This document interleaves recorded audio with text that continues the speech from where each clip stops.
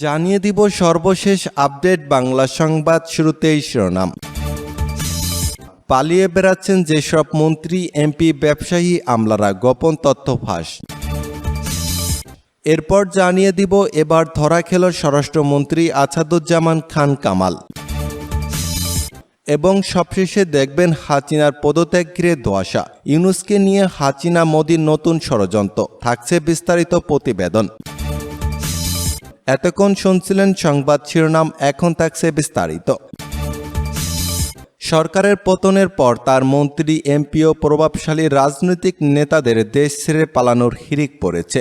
অনেকে ভয়ে দেশের ভিতরে আত্মগোপনে চলে গেছেন। শুধু মন্ত্রী, এমপি নয়, বিভিন্ন অঙ্গ সংগঠনের শীর্ষ নেতারা ভয়ে আত্মগোপনে আছেন।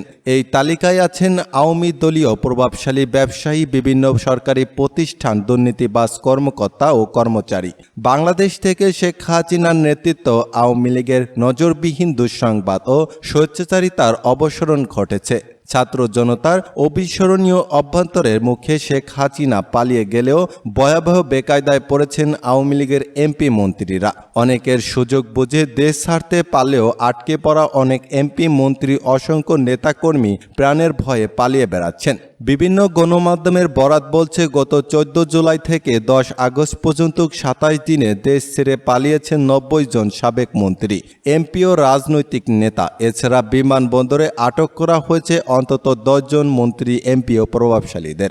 বিমানবন্দরে এসে পরিস্থিতি বেগতি দেখে ফিরে গেছেন কমপক্ষে 25 জন মন্ত্রী, রাজনৈতিক নেতা ও দুর্নীতিবাজ সরকারি কর্মকর্তারা। এদিকে সরকার পতনের পর থেকেই পালিয়ে বেড়াচ্ছেন প্রশাসনের শীর্ষ পর্যায়ে বেশ কিছু প্রভাবশালী আমলা, ঊর্ধ্বতন কর্মকর্তারা। বিশেষ করে সচিব রামমোহ আতঙ্কে রয়েছেন। তারা নিরাপত্তাহীনতার মধ্যে রয়েছে।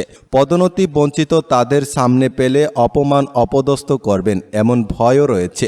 তাদের মধ্যে পুলিশের সাবেক মহাপরিদর্শক চৌধুরী আবদুল্লাহ আল মামুন পালিয়ে বেড়াচ্ছেন। খোঁজ নেই বিসিবির সভাপতি নাজবুল হাসান পাপন পালিয়েছেন।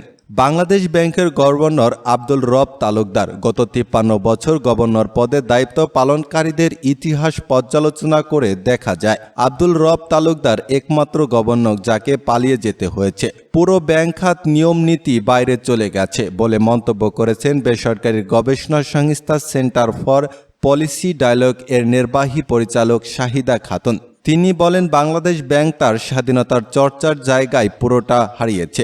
গত 1 দশকের বেশি সময় ব্যাংকিং খাতে 24 বড় ধরনের স্ক্যাম হয়েছে, যাতে 92,261 কোটি টাকা আত্মসাৎ করা হয়েছে। সোমবার রাজধানীর ধানমন্ডিতে নিজস্ব কার্যালয়ে ব্যাংকিং খাতে সুশাসন ফিরিয়ে আনতে করণীয় শীর্ষ মিডিয়া ব্রিফিংয়ে তিনি এসব মন্তব্য করেন। প্রথমবারের মতো আইসিটি বিভাগের শীর্ষ কর্মকর্তাদের সঙ্গে বৈঠক করেছেন অন্তর্বর্তীকালীন সরকারের ডাক, টেলিযোগাযোগ ও তথ্য প্রযুক্তি উপদেষ্টা মোহাম্মদ নাহিদ ইসলাম।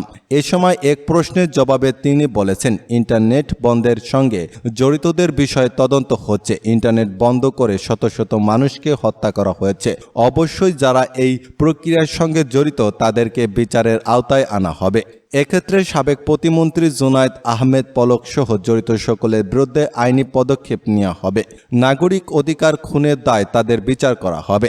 অন্তর্বর্তীকালীন সরকারকে অতি দ্রুত নির্বাচনের ক্ষেত্রে তাদের অনুরোধ জানিয়েছেন বিএনপির মহাসচিব মির্জা ফখরুল ইসলাম আলমগীর। তিনি বলেন, সব বিপদ কাটিয়ে সত্যিকার অর্থেই একটি মুক্ত বাংলাদেশ নির্বাচনের জন্য যত তাড়াতাড়ি সম্ভব নির্বাচনের ব্যবস্থা করবেন, জনগণের একটি সরকার প্রতিষ্ঠা করবেন। বিএনপির চেয়ারপারসন খালেদা জিয়ার কনিষ্ঠ পুত্র আরাফাত রহমান কোকের 55তম জন্মদিন উপলক্ষে সোমবার 12 আগস্ট সকালে বনানী কবরস্থানে গণ আন্দোলনের মুখে পদত্যাগ করে দেশ ছাড়ার আগেও তারপরে শেখ হাসিনা কোনো বিবৃতি দেননি বলে জানিয়েছেন তার ছেলে সজীব ওয়াজেদ জয়। গতকাল রোববার রাতে এক্স বার্তায় তিনি এ তথ্য জানান। সেখানে তিনি লিখেছেন, আমার মায়ের পদত্যাগের বিষয়ে একটি বিবৃতি এক সংবাদপত্রে প্রকাশ করা হয়েছে, যা পুরোপুরি মিথ্যা ও বানোয়াট। আমি একটু আগে তার সঙ্গে কথা বলে নিশ্চিত হয়েছি, তিনি ঢাকা ছাড়ার আগে বা পরে এ পর্যন্ত কোনো বিবৃতি দেননি। প্রধান বিচারপতি ওবায়দুর হাসানের কঠিন ষড়যন্ত্র ফাঁস করলেন বৈষম্য বিরোধী ছাত্র আন্দোলনের সহ সমন্বয়ক শেখ হাসিনাকে এক্স প্রধান বিচারপতি সিনহার যেভাবে অবৈধ ঘোষণা করতে চেয়েছিলেন, ঠিক তেমনি ষড়যন্ত্র করেছিলেন ওবায়দুর হাসান সহ কয়েকজন। তিনি জানান, সজীব ওয়াজেদ জয়, এতদিন আপনাদের সাথে আমি নাই মা নাই বলে বলে হঠাৎ গতকাল রয়টার্সকে বলেছেন তার মা পদত্যাগ করেননি। এতে একটি পরিকল্পিত ঘোষণা ছিল, যা বোঝা গেছে।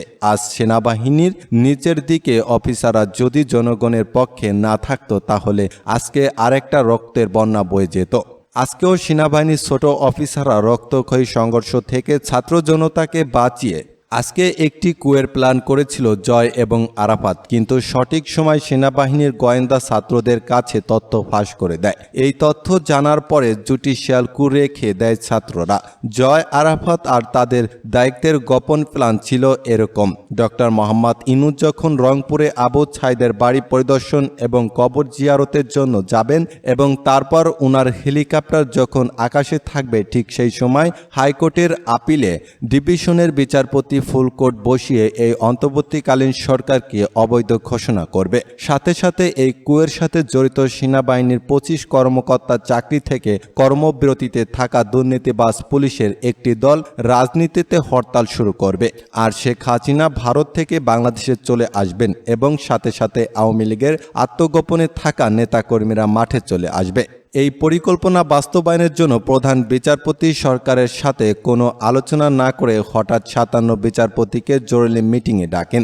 নিউজ কলে জরুরি মিটিং ডাকার সংবাদ দেখে দর্শকরা কনফিউজ হন, কিন্তু আগে থেকে গোপন খবর পাওয়া ছাত্র জনতা এদিন সকাল 9টা বাজার আগে চতুর্দিক থেকে ছুটে এসে হাইকোর্ট ঘেরাও করে।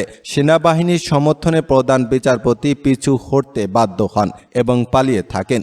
কমিটি স্থগিত হয়। ছাত্ররা বিচারপতির বাসা ঘেরাও করে রাখে। সেনাবাহিনী শৃঙ্খলা রক্ষার অবরণে সেখানে ছিল পদত্যাগপত্র। সরকারকে দেওয়া হয়েছে নিশ্চিত হয়ে ছাত্ররা হাইকোর্ট এবং বাসভবন ত্যাগ করে। বাংলাদেশ নিয়ে উস্কানিমূলক ভুয়া ও মিথ্যা খবর এর ফাঁদে পা না দিতে পশ্চিমবঙ্গের মানুষের প্রতি আহ্বান জানিয়েছেন মুখ্যমন্ত্রী মমতা বন্দ্যোপাধ্যায়।